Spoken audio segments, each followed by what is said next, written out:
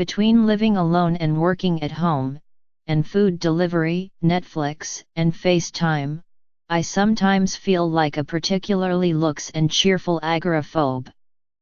But exercising remains something I have to leave the house for. Maybe not for long, though. There's no excuse that applies to trekking to the gym if it's a few yards from your bed.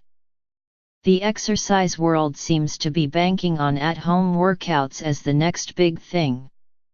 Exercise classes at home have long been around. I have a visceral memory of the Jane Fonda VHS tapes my mother had when I was a kid, but this is a new world of fitness brand names and variety. Beginning early this year, ClassPass will have an option for members to live stream workouts.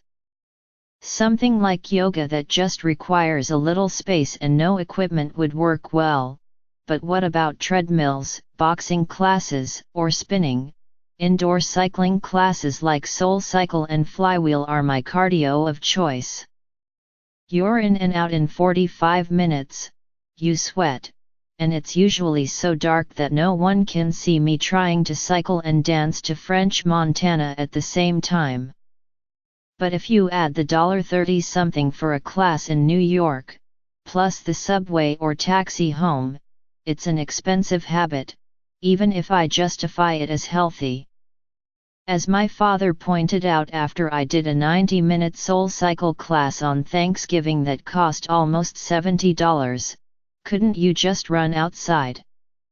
SoulCycle has moved beyond the bike with its Soul Annex classes, where you can strength train or stretch or dance. Companies including Peloton are trying to replicate the studio experience at home.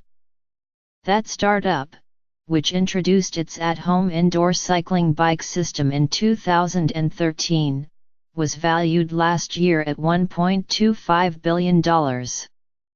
Flywheel Sports jumped into the fray last November with its own at-home program, Fly Anywhere. I like the idea of being someone who works up a sweat every day, so I decided to try out the Flywheel program. For $1,699, Flywheel will deliver you a bike. For the purpose of testing, I rented mine from the company for 2 weeks.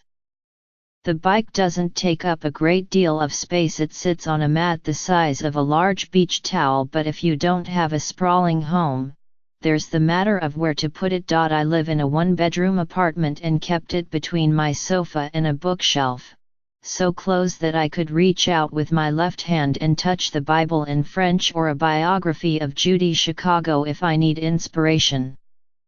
When not in use, the bike was always there, a bit of an eyesore that sometimes served as a laundry rack. I connected my iPad to the Flywheel app, there is a bike with a built-in screen, and browsed.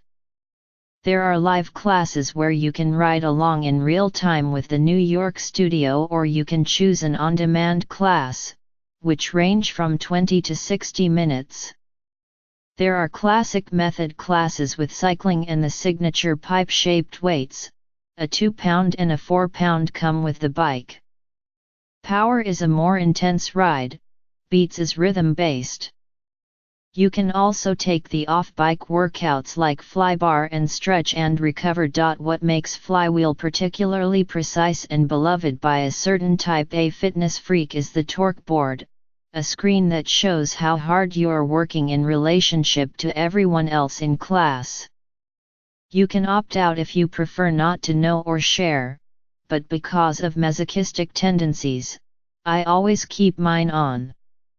It displays real-time data, including your speed and exertion and power. I put on a 30-minute class and started riding.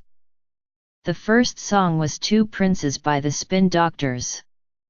Normally this would be the part of class where I begin a long internal monologue about how no one should be spinning to bands that played at the wetlands in the 90s and why aren't we listening to Beyoncé, but then I remembered that I could turn off the music.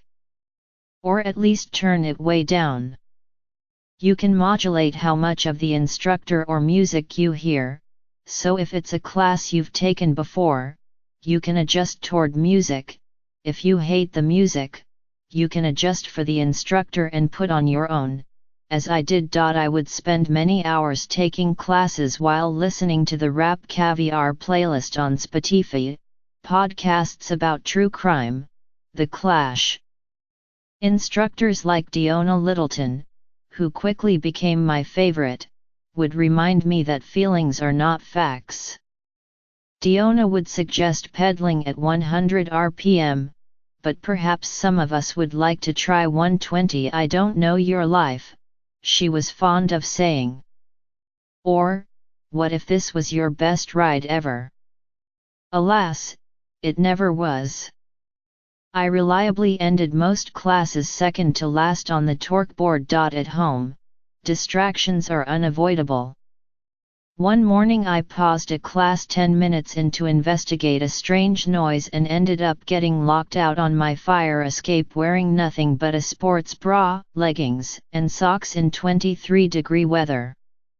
After one of my neighbors came home and managed to unlock me, I changed my socks and got right back on the bike. If there's one thing at-home exercise can do, it's keep you loyal to a routine. Midway through, I cheated and went to SoulCycle.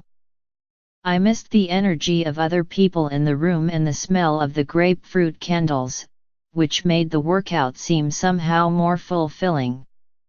A week exercising at home taught me that I really prefer to leave the comforts of my apartment. Plus I ran into an acquaintance who told me an uplifting anecdote about the great sex she was having with her new boyfriend. That doesn't happen at home.